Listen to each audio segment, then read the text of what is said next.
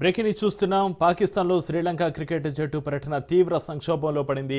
ఇస్లామాబాద్లో జరిగిన ఆత్మాహుతి దాడి నేపథ్యంలో భద్రతా కారణాలతోటి 16 మంది సభ్యుల జట్టులోని 8 మంది ఆటగాళ్లు స్వదేశానికి తిరిగి వచ్చేయాలని సంచలన నిర్ణయం తీసుకున్నారు. ఈ పరిణామంతో పాకిస్తాన్ శ్రీలంక మధ్య జరగాల్సిన వన్డే సిరీస్ రద్దయ్యే ప్రమాదం ఏర్పడింది.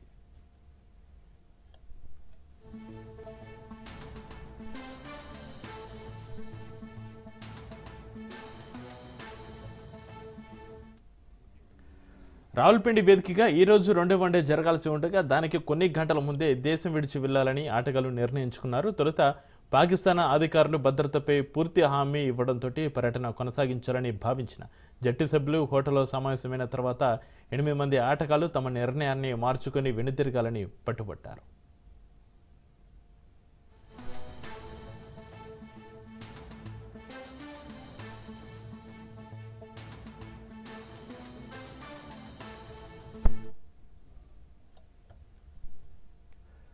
పర్యటన నుంచి మధ్యలోనే వైదొలిగితే 2 ఏళ్ల పాటు నిషేధం విధిస్తామని శ్రీలంక క్రికెట్ బోర్డు హెచ్చరించినా ఆటగాళ్లు వెనక్కి తగ్గలేదు. నిబంధనలు ఉల్లంఘిస్తే ఆటగాళ్లపైన కఠిన చర్యలు తీసుకోవాలని బోర్డులోని కొందరు సభ్యులు భావిస్తున్నట్లుగా సమాచారం.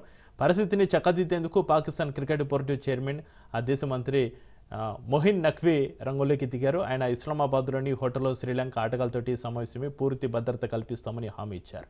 అలాగే పాకిస్తాన్లోని శ్రీలంక హై కమిషనర్తో చర్చలు జరిపారు. ఆయన పాక్ ప్రభుత్వం తీసుకుంటున్న చర్యలపైన సంతృప్తి వ్యక్తం చేసినప్పటికీ ఆటగాళ్లలో భయాందోళనలు తగ్గలేదు.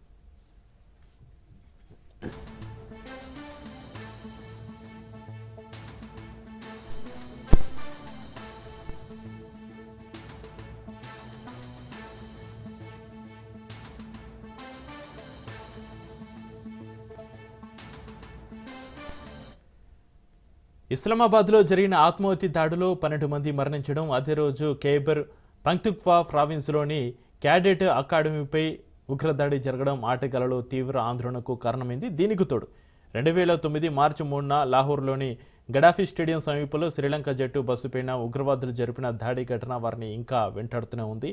ఆ దాడిలో 7 శ్రీలంక ఆటగాళ్లు గాయపడగా 8 మంది పోలీసులు మరణించారు. ఆ ఘటన తర్వాత పాకిస్తాన్లో చాలా కాలం పాటు అంతర్జాతీయ క్రికెట్ నిలిచిపోయింది.